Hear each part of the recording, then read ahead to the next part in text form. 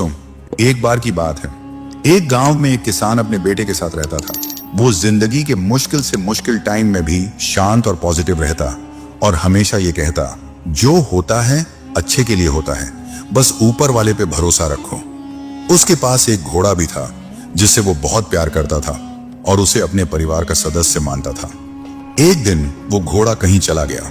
किसान ने पूरे गांव में उसे ढूंढा पर वो कहीं नहीं मिला।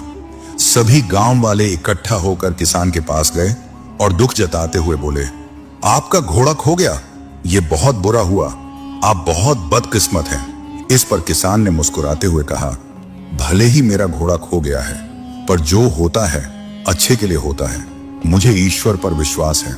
गांव वालों को किसान की ये बात समझ नहीं आई और वो अपने अपने घर चले गए। कुछ महीनों बाद वो घोड़ा वापस आ गया और इस बार वो अपने साथ कई और जंगली घोड़े भी ले आया। सभी गांव वाले फिर इकट्ठा हुए और उत्साह से बोले, आपका घोड़ा खो जाना अच्छा था, अब आपके पास इतने सारे घोड़े हैं, आप कितने खुशकिस्मत हैं। इस पर किसान ने फिर से शांत स्वर में कहा, भले ही अब मेरे पास बहुत सारे घोड़े हैं, लेकिन मुझे कोई विशेष खुशी नहीं है। जो होता है अच्छे के लिए होता है, मुझे ईश्वर पर विश्वास है। गांव वालों को किसान की यह बात फिर से समझ नहीं आई और वो अपने अपने घर चले गए। कुछ समय बाद किसान के बेटे ने घुड़सवारी सीखना शुरू किया, लेकिन एक दिन वो घोड़े से नीचे गिर गया और उसकी टांग टूट गई। सभी गांव वाले फिर इकट्ठा हुए और अफसोस जताते हुए बोले, शायद इतने सारे घोड़े मिलना अच्छा नहीं था। अगर ये घोड़े नहीं होते तो आपके बेटे की टांग न टूटती। आप बहुत बदकिस्मत हैं। किसान ने फिर वही बात कही, भले ही मेरे बेटे की टांग टूट गई है, पर जो होता है अच्छे के लिए होता है, मुझे ईश्वर पर विश्वास है। गांव वालों को किसान की ये बात फिर समझ नहीं आई और वो अपने अपने घर चले गए। कुछ समय बाद राज्य पर हमला हो गया। राजा की सेना कम पड़ने लगी, इसलिए सभी जवान लड़कों को सेना में भर्ती किया जाने लगा। लेकिन किसान का बेटा युद्ध में जाने से बच गया क्योंकि वह घायल था। सभी गांव वाले फिर इकट्ठा हुए और भावुक होकर बोले, आपका बेटा युद्ध में जाने से बच गया, आप कितने खुशकिस्मत हैं। पर हम सब बहुत दुखी हैं क्योंकि हमारे बेटे युद्ध में चले गए, हमें नहीं पता वो वापस आएंगे भी या नहीं।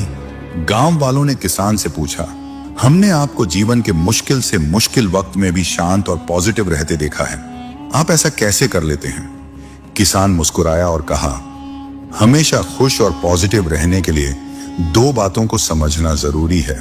पहली बात, लोगों की बातों को ज्यादा ध्यान मत दो, क्योंकि उनकी बातों को ध्यान देने का मतलब है अपनी खुशियों की रिमोट कंट्रोल दूसरों के हाथों में देना।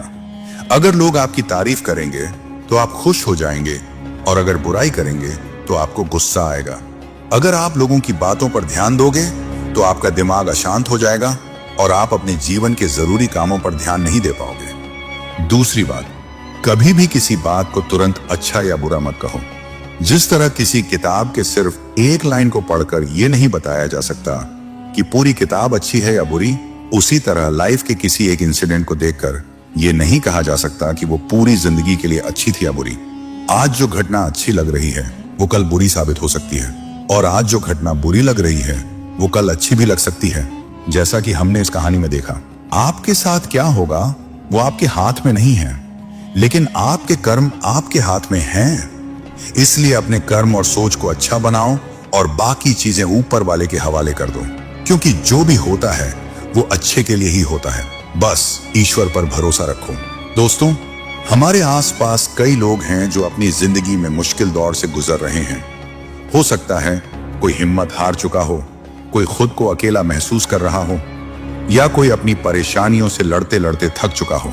शायद सिर्फ एक सही बात सही समय पर किसी की पूरी जिंदगी बदल सकती है।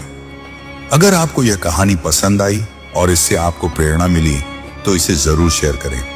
क्या पता आपका एक शेयर किसी के जीवन में रोशनी ले आए, किसी को उम्मीद दे दे या किसी को फिर से मुस्कुराने की वजह मिल जाए।